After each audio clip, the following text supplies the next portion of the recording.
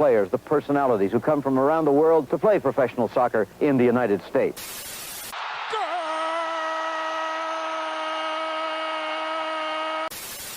Go, go, USA! Oh, it's incredible! In a world where some call it football, football, or soccer, they dare to call it foosball. One thinks New York is blue, the other thinks New York is red. Soccer in America from a German perspective. Let them put some sauerkraut on your hot dog and join them for the Schnitzel Boys USA Hour. Yeah. So ashamed that my thing keeps me blurry. Gotta be focused here. There we go. You gotta sit up. We're live. Sit Nice and up. focused. Live. The Schnitzel Boys live. And finally, some good news in my sports life. Heyo, the Knicks, baby. The New York Knicks have beaten the Celtics and are now up 3-1. Ooh. That's pretty big. That is pretty big. Here's a question for you, Bjorn. Yeah. The last time the New York Knicks won the NBA Finals, was Wilt Chamberlain part of the team? I think so. We haven't won since the Wilt Chamberlain years. Is that true? I don't know. I'm just it pulling out of my certainly butt. was way before my time of being a Knicks fan. When did they? I remember the Patrick Ewing Knicks, Latrell Sprewell right? Knicks. 1973 and 1970 is when they had the two championships that the Knicks won. Yeah. I became a fan of the New York Knicks before I even moved to New York. When I was in the 90s, I mean, you know, I'm old. I've said this before. So in the 90s, I was a young man and I was a projectionist in Germany. That was my job. And I would get home late. I would get home 1:30, 2 a.m. after my shift. And the only thing that was on, because of the time difference, was NBA playoffs. Nice. And this was when, you know, in 1994, the Knicks made the final and then lost. So you just finished screening Clear and Present Danger or whatever down at the theater. Jurassic Park. Yeah. Those were the Jurassic Park. Yeah. Amazing. And then you go home to watch the New York Knicks. You probably know. Yeah, you work odd hours. It's like you come home from work, even if it's late, you can't just go to bed right away. You need a little transition time. True. I watched. So so I would tune in, and it was like often perfectly timed. They would literally tip off right as I got home. So what channel is this? Is this on cable? What are we talking here? Yeah, this is on German cable TV somewhere. I mean, it's like the middle of the night, so it's not like they needed huge ratings for that to be worth their while. But yeah, I'd like to offer a little correction because I guess I'm an idiot and I don't really get. Wilt Chamberlain never ever played for the New York Knicks. I guess I made that up. Wilt Chamberlain played many years for the Globetrotters, then for the 76ers. He was at the Warriors, the Philadelphia Warriors, San Francisco Warriors, then the Philly 76ers, then many years at the Lakers. So he was a Philly LA guy. Yeah, he's a Lakers guy. I guess I don't know where I got the I don't know. So who played for the Knicks on the 70-73 teams? I'm gonna pull out of my butt. Dr. J. Well, I'm gonna look this up right now. Dr. J is a Philly. I know. Philly guy, right? Sixers guy. Even and also 80s, I think. Draft picks. Red Holtzman was the coach. I know that, but who was on the team? You know who played on this is a year late, I think, but can I go back? Oh, 72-73, right? They were champions. Their roster. Oh, the year afterwards, their roster featured Phil Jackson. Okay, but this roster featured Bill Bradley. Bill Bradley, who later became a senator. I believe, yeah, he became it. Right. But Walt Frazier, purely on the power of those two championships, and Phil Jackson, Willis Reed. Here, I want to just name him. Willis Reed. There was that legendary thing where he came hobbling out of the locker room, right? Yeah. Oh, did he? Well, Walt Frazier is the big name that sticks out to me. So we had Walter Clyde Frazier. Walt Frazier was the point guard. Power forward Dave DeBoucher. Oh yeah, Small yeah. forward Will Okay. Bradley. I do. Uh, I have heard all these names before. John Gianelli.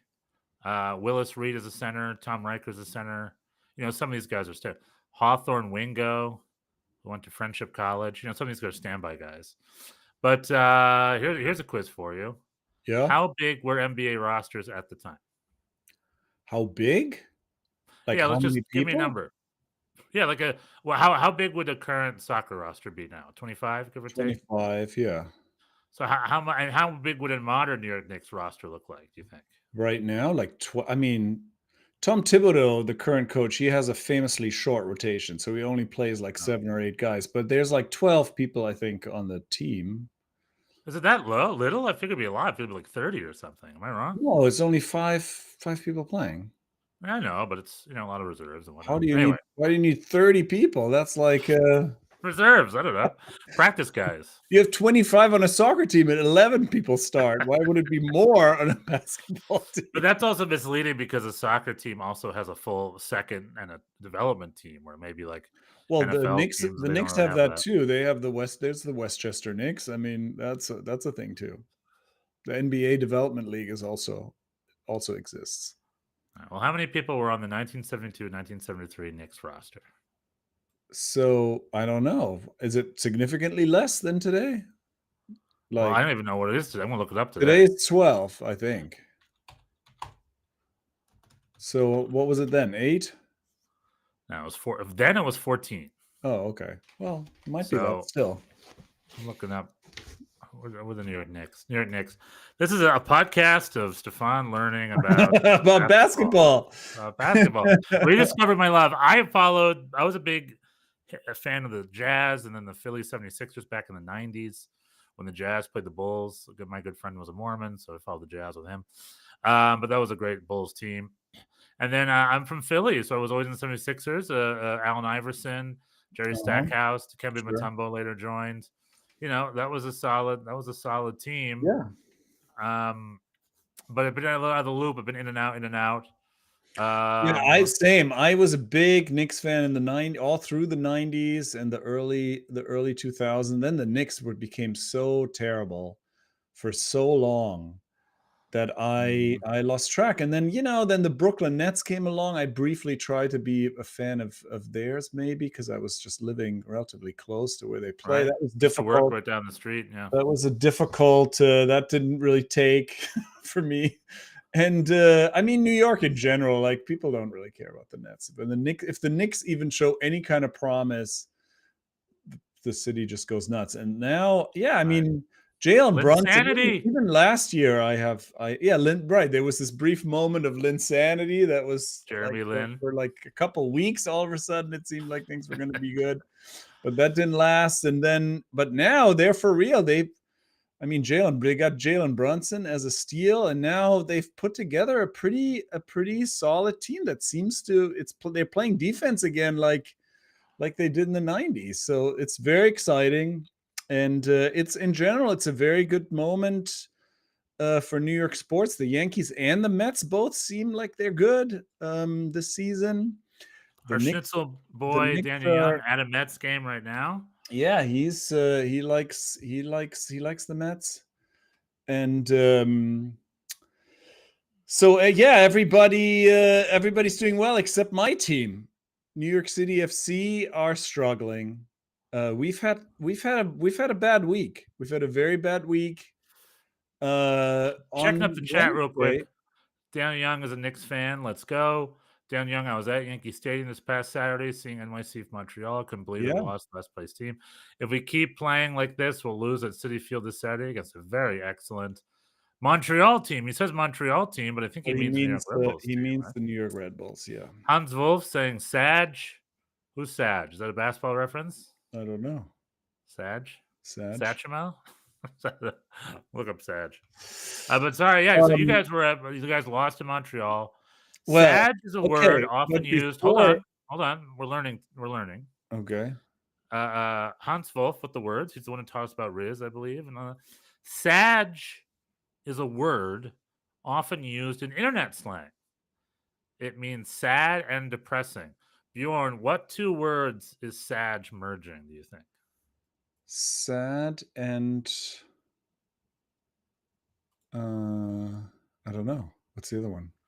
Cringe. Cringe. Sag. Sag is sad. Sag. Sag is sad, Hans Wolf now explains. Yeah, Yeah, it Sag was and cringe. yeah.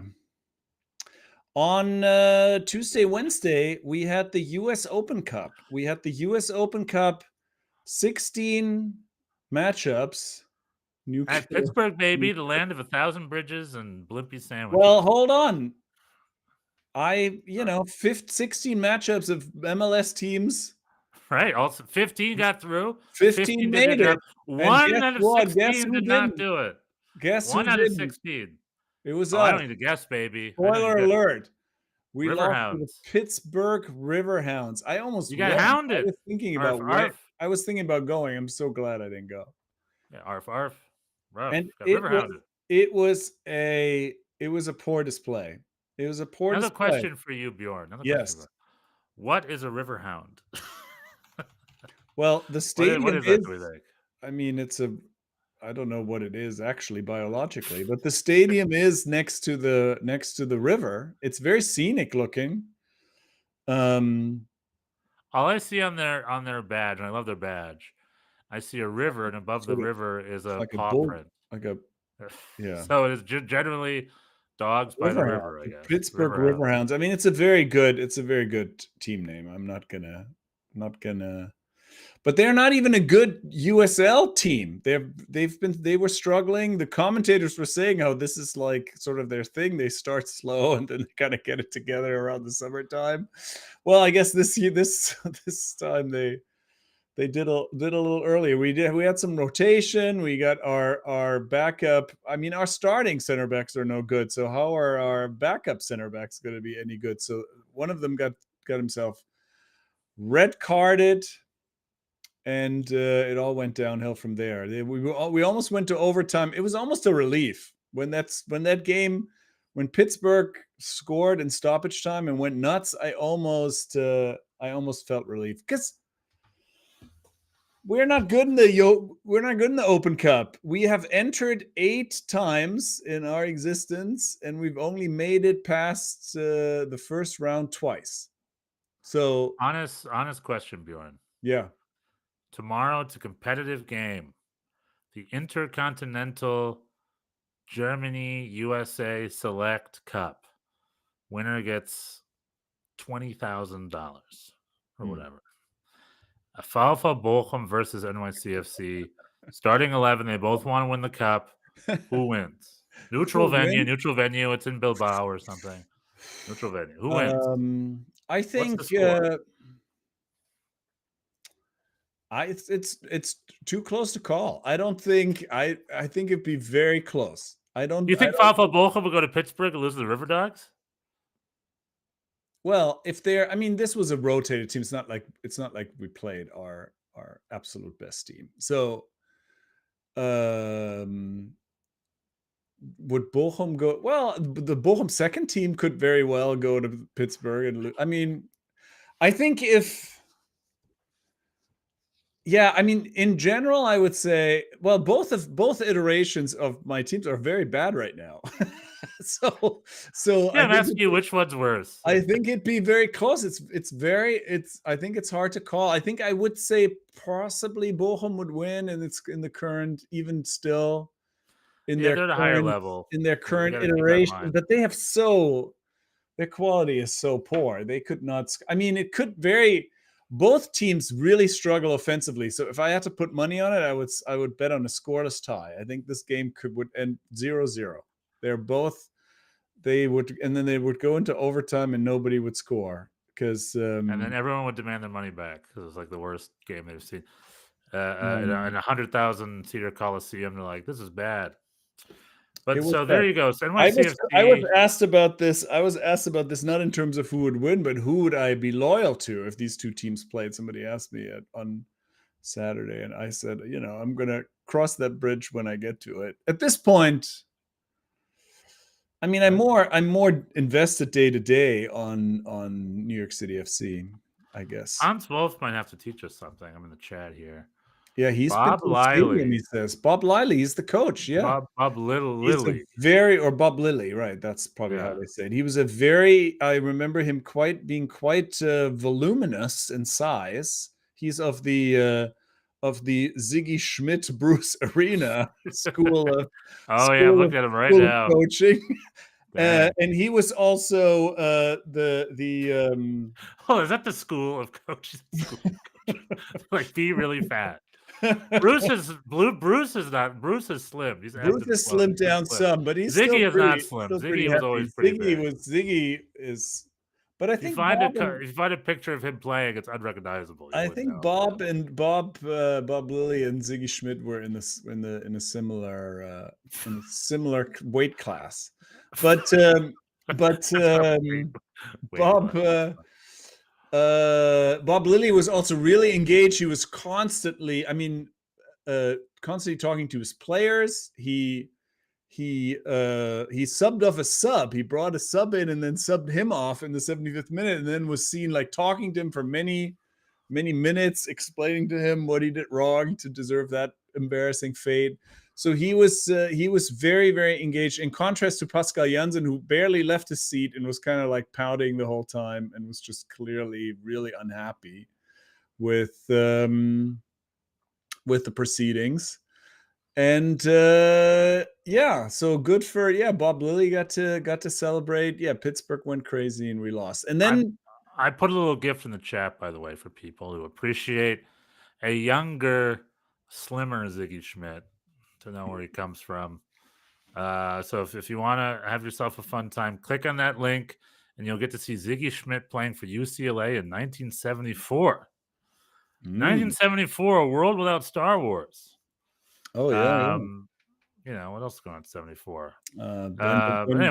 When people thought the New York Knicks were the greatest basketball team of all time, featuring a young Phil Jackson. No, 100%. Well, so yeah, of the 16 MLS clubs in this edition of US Open Cup, one didn't make it through, is NYCFC. Yeah. The New York Red Bulls, we got past the Colorado Switchbacks. Yeah, you were one of the 15. 4-0. We were one special. Of the 15, we did it. We were special. And then we were playing last place Montreal on Saturday, and I had a bad feeling. I was like, this has trap game written all over it. Montreal only had 3 points, but they were not so bad. Like their XG was like 16 or 17, so it was only a matter of time where they would snap out of it. And it happened this weekend. We lost one, and this was even worse in a way, because this was our supposedly best 11, and we were bad. If you watch the highlights, there are no highlights from us other than lowlights and Alonso Martinez. Like Montreal was controlling the game. They were pressing well. They were like, it was completely deserved. It was only one goal, and obviously it could have gone differently. We had a couple chances, but like it was a well-deserved victory. And my team is in disarray. Keaton Parks is hurt, and we have no offense. Well, can I ask you a question, Bjorn? Back to the chat here. We got a lively chat, so please. Hans Wolf wants to know. It's from Hans Wolf. Would we have won the Vietnam War if Ziggy Schmidt went to war instead of play at UCLA, do you think? What? Do you think the U.S. would have won the Vietnam War if instead of at UCLA, Ziggy Schmidt went to Vietnam in 1974? He would have turned that whole operation around single-handedly? I think so. Maybe. I think so. Perhaps. I'm asking you because, as an outsider's point of view, the Germans were allied with the French. The French were Vietnam before the Americans. My dad was in the German army during the Vietnam War. He thought it was stupid because the French just lost there and thought it was a waste of everybody's time. They ended up being correct. So what is your opinion as an outsider? Would we have won the Vietnam War if Bruce and Ziggy were at war instead of playing soccer, do you think? No, it would have not made a difference. Well, I don't think you give enough credence to Ziggy Schmidt. I think he would have destroyed that place. We've eaten everybody. Kidding me? What do you think it came from? We're asking the hard questions here on the Schnitzel Boys podcast. Would have been the rise of Saigon, not the fall of Saigon. Stefan will do anything to keep me from pontificating about my sorry ass team. Hey, you guys lost 2 games. Big whoop. I'm not going to talk about it for too long. Yeah, so you lost the Riverhounds against Bob Lilly, the tractor of minor league American soccer, I guess, the bulldozer. And then you went on and then you hosted the lowly Montreal Club de Foot or whatever the hell they're called. And you lost 1-0. We just don't have. Our offense is so bad. Our wingers are bad. The wingers are bad. The wingers are bad. Hannes Wolf, the Austrian, he's not doing it for you? He is the best one, but he's still not good enough. He plays like a winger from a country who has never won any major titles. He should. I think there is something. I think it has to do with dribbling. Should he go play for the Knicks? I was looking this up, and I'm not gonna go on for too long. But like there's a lot of tactical effort is expended to isolate our wingers against the defenders, but then they can never beat anybody. The wingers have terrible stats in one-on-one dribbling, and so at some point you have to just kind of. I mean, Pascal Jansen was talking about how Agustin Ojeda is so good in training. He gets past everyone in training, but then somehow he can't do anything. I was like, yeah, but training is made up of your bad roster. This so is the guys in training. It's not just better players of training. It's the kiss of death. This kind of talk when we talk in the. Well, our players are good against each other in training. I don't know. The minute we play against other players, it just goes out. It's so sad. It's so sad, and we have, we're in a bad way, and now we have a game every 3 days because we're talking about the Hudson River Derby, but before that on Wednesday we're going to DC United. We got another game before that, so it's like now every 2-3 days now, poor Pascal Jansen has to give another press conference either before or after a game and has to find something to say. And so it's like it's can't just be as bad as Greg Vanny's press conference. Okay, so Bjorn, bing bong bing bong bing. The summer transfer season begins soon, right? Probably in a couple weeks or so. It's not or later than that. I don't really know. How would you fix? What do you need? How would you fix NYCFC? What do you guys need? Better wingers or what? Yeah, we need better. I think that's the number one thing. Our offense is completely one-dimensional. We're just shanking it over the top to Alonso Martinez, who was a one-man wrecking crew, and he almost scored early. He had a one-on-one with the goalie, he rounded the goalie, and the goalie just got a hand on the ball.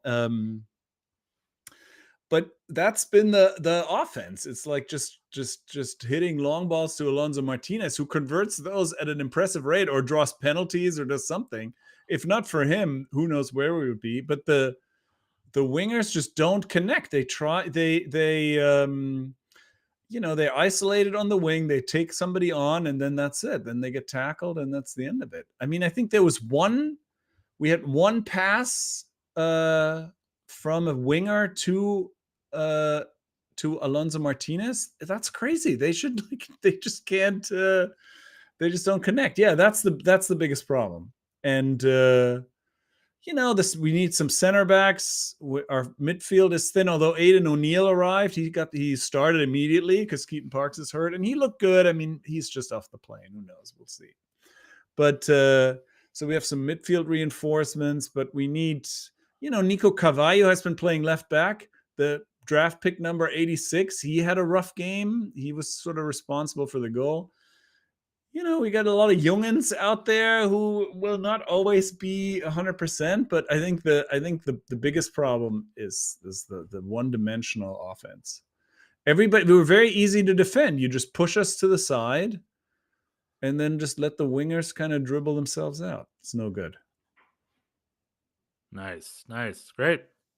Well, we'll see how things move forward. The New York Red Bulls. How did it go for you? How did it go for you guys? How would it go for you guys? They beat the Colorado Switchbacks 4-1 or whatever it was. Just double check. Sometimes I make up scores. With soccer these days. New York Red Bulls. That's what I have in my head. What was it? That's what I have in my head. for the. Yeah, 4-1, right? Let me see. Yeah, and It then was. we played the last place team, and you played the last place team. We played. So You the played the week last a place week team ago, we in the played Inter West. Miami, and we lost 4-1 to Inter Miami. It was pretty Mm. pathetic. They just ran circles around us. And then we went to Colorado to win 4-1. Then we hosted the defending champions. This was a rematch. The last time we played the LA Galaxy, I was there. It was here in Los Angeles. It was the Yes, MLS Cup final. Yeah, you got revenge. Galaxy winning. We had our star player got hung over the night before and then quit the game the morning of. What's his name? The guy who went off to San Diego. And then so Noah Eiley had to replace him. And then in typical That's on Metro, we lost 2-0. Took us a while to settle in. Anyway, Mark Fishkin, the great New York Red Bulls media guy who volunteers his time because he has a full-time job to be the voice of the New York Red Bulls, he remarked that in a New York versus LA MLS Cup rematch game, there was zero national press anywhere to be found. There was zero broadcast channels. There was zero national newspapers. There was zero national press at the press conferences. The league couldn't get or didn't put forth any effort to get any decent press at the game. Just think that is worth mentioning. And it was just the local bloggers like usual. But the fact that not even like nobody, they could get no press for an MLS Cup rematch. It's crazy. Then they played, and the New York Red Bulls won 7-0. Yeah. Another red wedding for us. I know, a very ominous score in the Red Bull history. Chupo got a brace. Forsberg with a great free kick. So this is great for a goal difference. Good for points. Good for morale. All around great victory for us, obviously, 7-0. Hopefully should kickstart a good run for us, which I've been waiting for. We've been pretty poor the last few weeks. We talked about this. In a weird, we don't really know what our philosophy is again. I don't know. However, the sad reality is this a New York Red Bulls win or is this an LA Galaxy loss? Well, and I think it's the second one, right? The LA Galaxy just keep dwindling and dwindling. But I mean, they have not recovered. 7-0's got to be a little bit of both, no? I hope so. I mean, the seventh goal was an own goal. I mean, their defender Yoshida, who I love to death, scored a beautiful quarter field volley right into his own goal. I'm like, sweet, I'll take it. I mean, that's not us. That's definitely not us. So that's the Galaxy. But I'll take it. 7-0. Let's do it. I have not much to say other than it was a great game for us. Greg Vanney did not play. Ricky Puig is injured. Gabriel Peck and Joseph Paintsell did not play the game. Vanney had his reasons. Marco Reus is out there he's playing again with a chick with his head cut off. I mean, what Marco Reus is thinking? I wonder if he's like, "Ooh, should not have come to LA. I should call Thomas Muller right now and tell him to stay away." But yeah, I don't have much to say other than what a game. Good for us. Hopefully this means we can start playing soccer for the rest of the season and get a good run going. And for LA Galaxy, I mean, they've been complaining all year that their offseason was kind of rough because after winning the title, the MLS rules means they had to cut some fat. I think a lot of raises had to be promises, so they get rid of some players, and they had to fire sell some players. They want to fire sell. Getting rid of Mark Delgado is a big deal. I mean, ask Toronto what happened to them after they got rid of Mark Delgado. LA Galaxy really need Mark Delgado. They got rid of him. The LA Galaxy really need Ricky Puig. He's been a big absence with his injury. Marco Reus is not a Ricky Puig replacement. And just, he hasn't done anything. Yeah, I mean, NYCFC went through a version of that. Part of that is just the MLS situation. If you're successful, yeah. But I mean, this is pretty extreme. Yeah, I mean, I don't know. It's weird. I don't like it as a fan. Let them cook. The LA Galaxy's winning. They're doing it. Let them cook. The league does a thing where they love to just get rid of your players. And it's like the players, this is America. If you earn your keep, you should be able to keep it and defend it. So I feel that I don't know. I mean, obviously, I don't want to get in a whole parody thing. But I don't like the fact the rules got rid of the Galaxy. Let soccer players play. Let the competition be competitive, So if you're on the roster, you should be able to give a raise and re-sign them. without. Yeah, or something that needs to be, I've always thought I'm not a fan of the cap in any way. Open it up. We've been wanting them to open it up since day one. MLS has never ever opened anything up. It's been inchworming forever. Right. It's just nothing but false promises. We got the World Cup coming up. Oh, we're gonna Yeah, spend more. that is Never. true. They never spend more. Never. That is true. Now with the whole with Messi, we're gonna make some changes. Yeah, it hasn't happened. Right. Slight. And It's like there was also recent news the where Manhattan Co-op, the Manhattan Co-op building. Manhattan Co-op building. There's been recent news that most of the MLS clubs are very highly valued more than a lot of the European clubs. I don't know where that comes from. Yeah, Those valuations are NYCFC clearly is inflated. the 20th most valuable team in the world, supposedly. How do you feel about NYCFC being a higher financial valuation than Bayer Leverkusen? Well, I mean, that's because of the lack of relegation threat, It's cheaper. I don't know. It's because of anything. No, that's 100% why it is, because you have cost control. You're in the American market. You don't have to spend a lot of money on salaries because the salary cap is. But I mean, also these numbers are not real. On the other hand, because I don't get it. I don't get what it is. Because this is just something that people make up. It's not like you could actually sell NYCFC and find a buyer for $1 billion right now. I don't think. I mean, there are some teams for sale, and it's not like people are lining up around the block to buy them. It's not, because who would you rather buy? Who would you rather buy? There is so little revenue. Who would I rather buy? That's what I'm saying.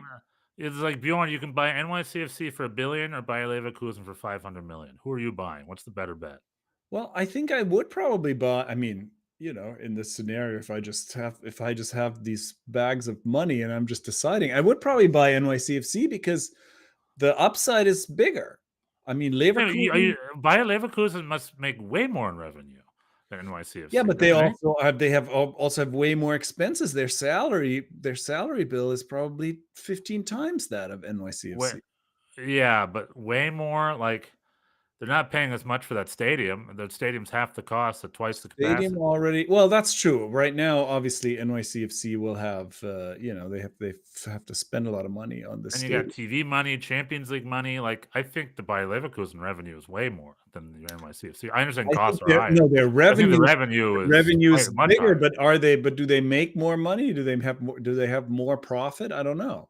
Probably. I mean, yeah, it's an interesting thought. I would assume yes, right? I mean, they are. I don't think anybody. I don't think MLS makes any money either. But I think in European soccer, other than the Premier League, certain teams like Man United, they make a profit, and that's why the American owners don't really even care if they're good or not.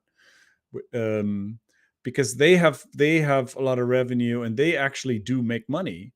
But everybody else, a lot comes in, but a lot goes out. People have, you need transfer fees, big salaries to stay competitive. There's not a lot of left over at the end of it. Whereas, and I think that's true for MLS as well. I don't think there's a lot left over at MLS either because the revenues are so small. But I guess with these valuations, people compare, the thought is always, oh, what if soccer catches up with other American sports? Because the NFL and the NBA and NHL, those are all, or baseball, is licenses to print money, because they all have, especially the NFL. They have a controlled salary structure. They don't spend, they know what they're spending, and they have gazillions of dollars coming in through broadcast rights. So those franchises are very profitable, and I guess that's the idea, that eventually soccer would catch up in popularity with those sports, and then it's the same thing. You don't have don't have the worry of relegation, and you potentially make a lot of money. But those days are not now either. So that's why. That's why when actually these teams are for sale, it is quite difficult to find people who once they actually look at the books and and see the paltry TV money. I mean, there's rumors out there now that Apple wants to get out of the broadcast deal because the numbers are so small. So Well, yeah, Apple loses $1 billion a year, but also someone recently told me it was very close. Apple will gladly lose another $2 billion. They could care less about it. That is just like a well, test for them. So it's a win-win. Let's play. So I want to talk about a couple things. I want to plug back in the chat. But the Hans Wolf giving a little more love to Pittsburgh Riverhounds or past few seasons. But Pittsburgh Riverhounds are going to be part of this new USL Promotion Relegation Division 1 team, right? I imagine, right? That's like years. It's years away. 2028, if it ever happens, whatever. I have to keep on pushing it on. But there's a chance that Pittsburgh Riverhounds maybe they'll have some real revenue. I mean, that whole thing. Yeah. Anyway, we've talked about it before, but that is a charade of the making. Well, lessons in, right? Let's wait and see on that. Aiden O'Neill was solid. With the emphasis we on need to trade emphasis on weight. Bakrar. Aiden O'Neill was solid. We need to trade Munsif Bakrar should just not play anymore. He's just not a striker. Get another backup between Kevin O'Toole. Daniel Young believes in Pascal Janssen to pull off a masterpiece against the Red Bulls. I'm debating whether we're in my Mets jersey or my lucky purple Man City Company jersey. Well, I think it's Company because Company just won the league title. So I think I got to go Company. I thought the Yankees and Man City ownership is why we are worth more than $1 billion. Well, Yankees is a minor owner, I think. 10%. It's 80% CFG, 10% Yankees, and 10% Marcelo Claure. But the reality is a lot of MLS clubs have been valued. I'd love to talk a little bit. So New York Red Bulls, good we won 7-0. Let's hope it starts a. Let's hope that we get a similar run. That we get a similar revenge for our playoff loss. So we're playing. So you're playing DC on Wednesday, and then we're playing next weekend. The New York Red Bulls are playing. Who are we playing? We're playing Nashville on Wednesday, I believe. Yeah, against our friend Hani Mukhtar, and then we're at Citi Field on Saturday. That's a big game. What kind of bet? We can do a bet, right? NYCFC, New York Red Bulls, and then we have to go play FC Dallas in the Open Cup after that, and then DC United, our other rivals. But let's see. What are you predicting for NYCFC Red Bulls this weekend? Yeah, I don't know. I mean, could be another 7-0 from us. I don't think so. Maybe. If we're gonna lose, that'd be upsetting. Yeah, I don't know. It's hard to call. We have been really struggled offensively, but I don't think. I mean, this was a little bit of a fluke on your end as well. I mean, I don't know. The team. Yeah, it's a big one. I mean, even the game tomorrow is a big one. I don't know. I'm not optimistic. I think 2-0 for Red Bulls, right? Is that what you're about to say? Predict 2-0 loss. I can't argue with you. That could happen. Yeah, as long as it's not 7-0, just keep it down. If you can mount a greater challenge than the Colorado Switchbacks, that's what we're looking at here. Oh boy! And I'm hoping for a 2-0 victory, maybe a 2-1. Sorry, Daniel Young. I wish you the best, but I'm always got to root for my boys. Seba S, where are you at? Put the lucky jersey on, Daniel. We need all the help we can get. So speaking of owners and valuation in MLS, I want to propose something to you. I want you to tell me if you think it's right or wrong. Okay. So Lionel Messi and the Miami Circus, who were just eliminated by the Vancouver Whitecaps. I don't know if we've talked about it since the Vancouver Whitecaps are off to Mexico for the final. And get crushed by Minnesota United. Yeah, that was a great game. But Miami. Vancouver are fun. I watched the Vancouver LAFC game. They are a fun team. They're fun. A brace from former Rebel Academy, Brian White. But after Minnesota United, and the thing with all clubs is they believe we're the real fans. You're the plastic fans, which is a little unfair. Minnesota United is as corporately fabricated as most of the league. That's not like Minnesota United was some small sports club in the 1900s, and then they grew over time. No, but that's neither here nor there. Vancouver Whitecaps had a great video I shared on Twitter of them asking the Miami fans if they knew any other players. Name any other player other than they're so plastic. Now, granted, that could have also been, you can edit a video. So maybe there's some players who are like, "Get me, Higuain," but then they just cut him out. Who knows? But it's seemingly, I'm sure there's it's just a some. messy I'm sure circus. there's some people who know Yeah. players, but There I'm have been sure there's people that have been there also since day lots. one. But I'm sure this is also not atypical of people who come to the game When solely. Messi retires, though, a lot of those viewers are going away because it's the Messi the Messi fans. Yes. Some will stay, but most will go. But anyway, Minnesota United won 4-1. And Messi's been on a frustrated tear ever since he eliminated CONCACAF. After their 4-1 victory against the Red Bulls, I think it was last week, he went off in a huff. And Javier Mascherano to be like, yeah, he's passionate, just not happy with his player. Messi wants to win titles. They've won no titles. No real. They won the Supporters Shield and they won the Leagues Cups. They have something, but they haven't won the MLS Cup or the CONCACAF Champions Cup. They haven't won the big titles. Well, is it correct? Should hire. Well, okay. What is it? After the game, Minnesota United official Twitter said something about like "Go Pinky Boys, Fakos" or something about Pinky Boys, something disrespectful. And then David Beckham. Oh, I believe it was Pink Phony Club. Pink Phony Club. As a David Beckham. Pink Pony Club. Pink Phony Club. Pink Phony. What's the Pink Pony Club? I don't know. That's the thing. It's a pun on something that we don't know what it is. I'll look it up. It's a pun on something we don't know. Bjorn will look it up. Hans Wolf, you're the hip. You know the hip stuff. What's the Pink Pony Club? Pink Pony Club is a song by Chappelle Roan that's very popular. Ah, that's right. I've heard her name many times. I don't know who that is. I'm too old. Chappell Rowan, right? Isn't she? Yeah. Was inspired by a since closed strip club called Pink Cadillac she used to pass by. So I guess she turned this into a Pink Pony Club. So it's an imaginary strip club. Something we learn every day. Amazing. And anyway, since Chappell, what is her name pronounced like? Rowan? Chappell Rowan? Rowan. Okay. Rowan. She rules the world. So everybody knows what a Pink Pony Club is. So Chappell Rowan, by the way. Pink Pony Club, it hit hard. And Chappell Rowan is a birth name. Her real name is Kaylee Umstutz.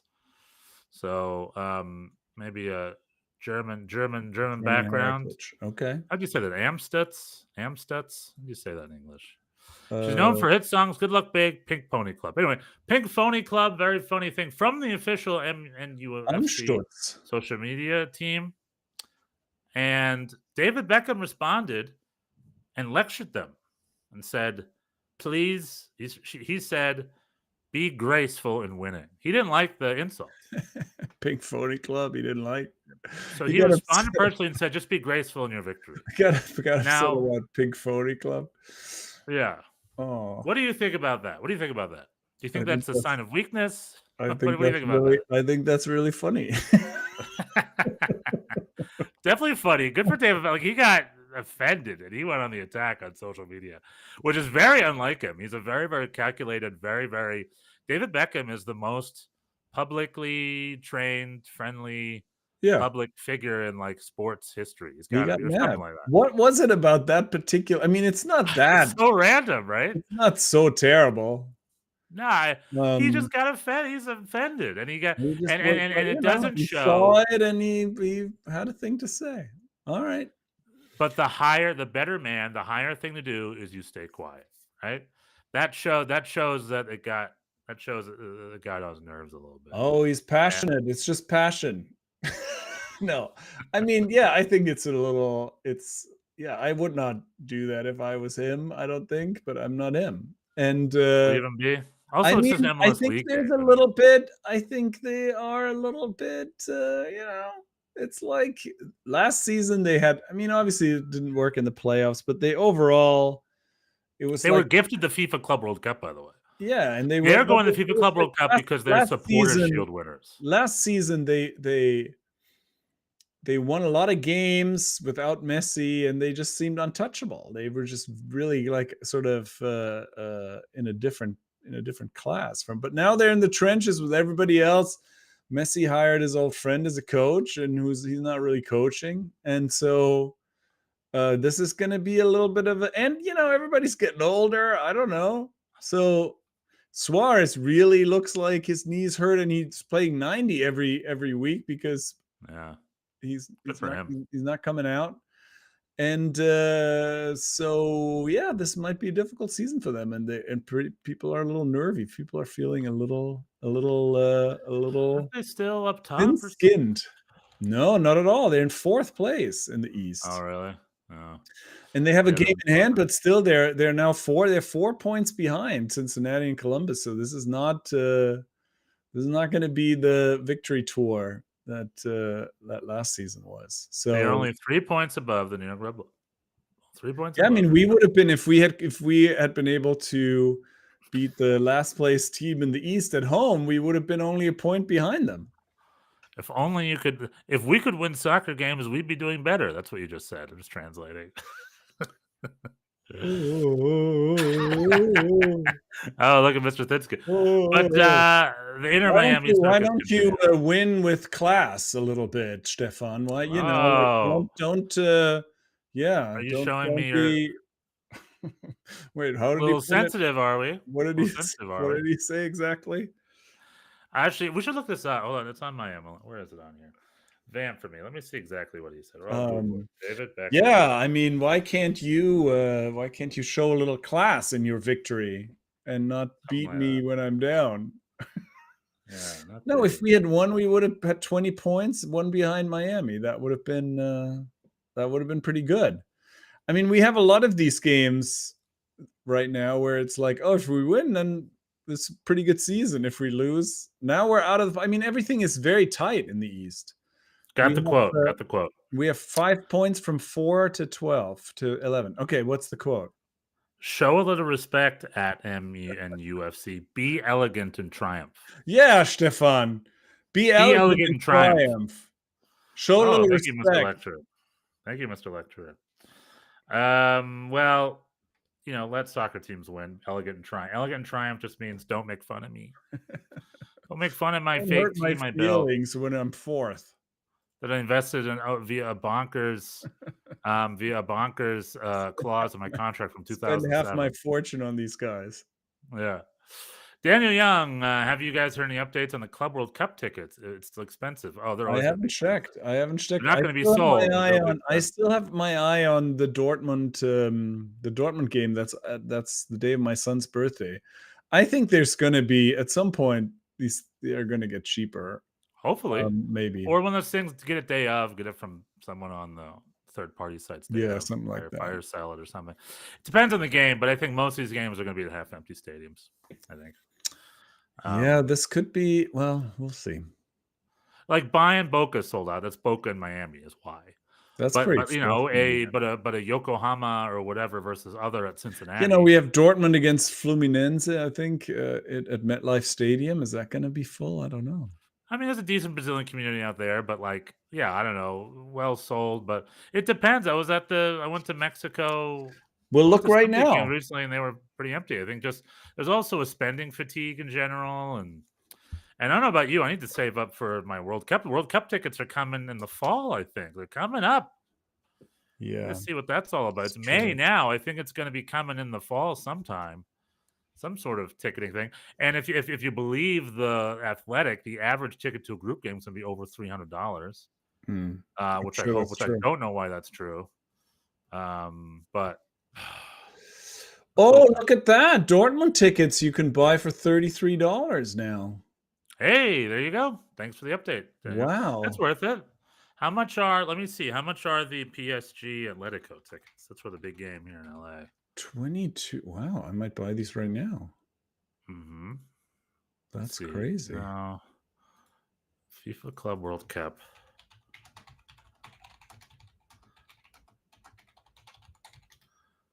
Versus Atletico Madrid. Where do you find? Alrighty, FIFA Club World Cup. Maybe I have the matchup wrong because nothing's coming up. Maybe it's not PSG. Ticks. So $33 for Dortmund. Some of the ticket details page here. Let's see. Reject all. I'm about to buy fifth row. Live. Fifth row by the corner flag for $60. Explore your options. FIFA making it complimented. General public tickets by now. I'm gonna go to my thing here, 90068. I'm on the FIFA website here. FIFA. Okay, we got Paris Saint-Germain versus Atletico Madrid for the big game. Inter Milan versus Monterrey. How much they want for my PSG Atletico? It's not going to be $33. Can't be. They start at $97 for me. Huh. For me, and this is Rose Bowl. There's 90,000 seats here, and they're not going to give me anything under $97. So they're still very confident that they've got something here. River Plate versus Monterrey, Rose Bowl. Let's see what that is. River Plate versus Monterrey. I agree. Okay, River Plate versus Monterrey is also $33. So some of the less, I guess, primey games are at $33. But I'm not going to go to River Plate Monterrey. I'm just going to watch it on TV. PSG versus Botafogo is also $31. Yeah, some of these games are $30, Daniel. Go take a look. Yeah, this is shocking.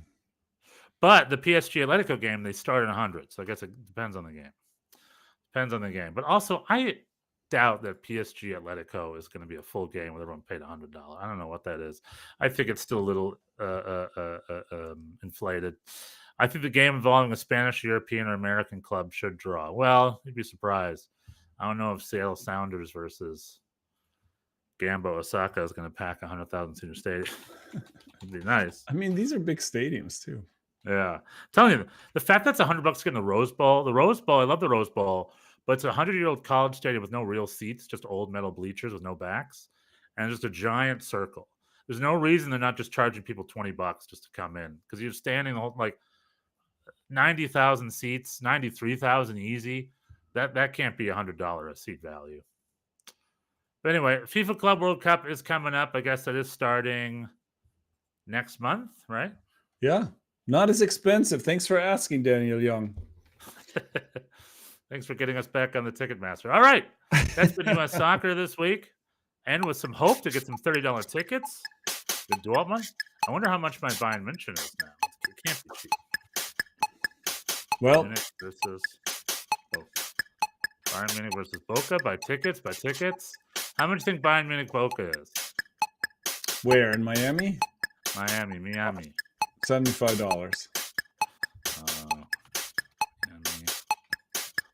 Let's go click. Al-Ali, Boca, Benfica, Bayern versus Boca. Find tickets. No, all right. The cheapest ticket is $111. Oh, okay. $102. Well, Most expensive game I've found so far. Well, right. dang, there you go. Not going to watch my Bayern. All right, everybody. Well, Just see you next week. Goodbye. We will be here next week.